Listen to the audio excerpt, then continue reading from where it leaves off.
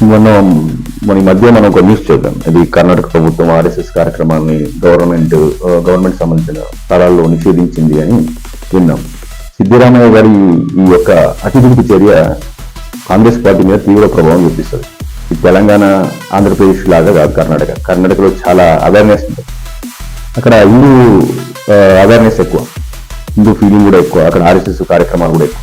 అదేవిధంగా దానికి ఆపోజిట్ గా ఒక ఒక తీవ్రవాద సంస్థ కూడా ఉంటుంది. దాని మీద ఎలాంటి చర్యలు తీసుకోకుండా ఆర్ఎస్ఎస్ ను నిషేధిస్తా, విశ్వ హిందూ పరిషత్ను నిర్మూలిస్తా, హిందువులను నాశనం చేస్తా అని సిద్ధరామయ్య గారు ప్రగల్భాలుగా పలికినంత ఈజీ కాదు. సో మేజర్ ఏంటంటే ఈ సిద్ధరామయ్య ఈ చర్య తీసుకోవడానికి గల కారణం వేరే ఉంది. అదేంటంటే ఆర్ఎస్ఎస్ బీజేపీ కదా ఆయన టార్గెట్ శివకుమార్ ఏ రోజైతే అది మన ఆర్ఎస్ఎస్ గీతాన్ని పాడారు.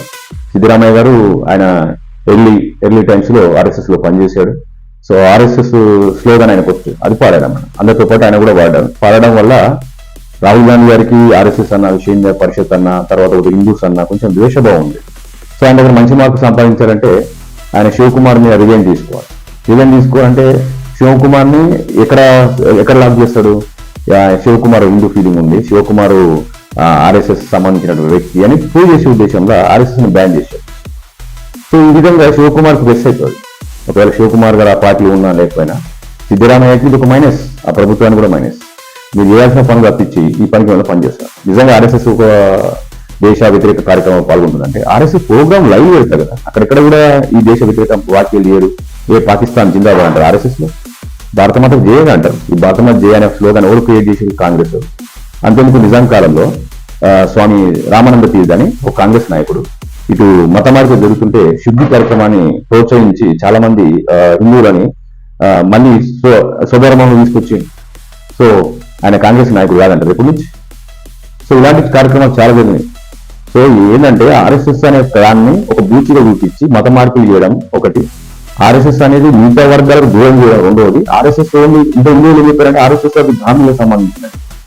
స్థాపించిన బ్రాహ్మణులకు సంబంధించినట్టు చాలా విషయాలు వీళ్ళకు తెలుసుకోకుండా మాట్లాడుతున్నారు. ఆర్ఎస్ఎస్ గిరెస్ఎస్ అని చెప్పి ప్రజలు మిస్గైడ్ చేయడం తప్పించి వీళ్ళు చేసేది ఏమి ఉండదు. బేసికల్ గా వాళ్ళకు ఆర్ఎస్ఎస్ తెలియదు, అట్లీస్ట్ వాళ్ళ పార్టీ గురించి కూడా తెలియదు. అది వందే మాత్రం ఎవడన్నాడు, భారతమాత జయని ఎవడన్నాడు, వందే మాత్రం భారతమాతకు ఇవన్నీ నినాదాలు ఇచ్చింది కాంగ్రెస్. అవి మర్చిపోయారు మీరు. ఓన్లీ జై సోనియా, జై రాహుల్ అనేసి అసలు కాంగ్రెస్ లో నువ్వు మర్చిపోతే అది ఆర్ఎస్ఎస్ తప్పెట్లయితే, బీజేపీ తప్పెట్లయితే మీరు ఇష్టపెట్టి వాళ్ళు పట్టుకొని వస్తున్నారు అంతే. దీంట్లో పెద్ద లాజిక్స్ ఏం లేవు. కాంగ్రెస్ ప్రభుత్వం కావచ్చు, కాంగ్రెస్ నాయకులు కావచ్చు, మేము హిందువులం అంటే నిజాం కాలంలో రజాకార్లలో ఉన్న కూడా హిందువులు ఉన్నారు. రామచంద్ర రెడ్డి హిందువే, ఆయన రజాకార్ సంస్థకి వైస్ ప్రెసిడెంట్ గా పనిచేసింది. అంత మాత్రం హిందూ అవుతారా? హిందూ కంపెనీ నోముకున్న వల్ల హిందూ అయిపోతారా? ఆలోచించండి. నేను హిందూ అనడం వేరు, నేను హిందూగా ఉండడం వేరు. ప్రాక్టికల్ హిందూ వేరు, రాహుల్ గాంధీ లాగా హిందువులు ఉంటారు. రాహుల్ గాంధీ అనౌన్స్డ్ హిందూ, ప్రాక్టికల్ గా హిందూ వేరు ఉంటారు. సో నేను హిందూ కాదా అంటే మీరు హిందువా కాదా మీరు తెలుసుకోవాలి.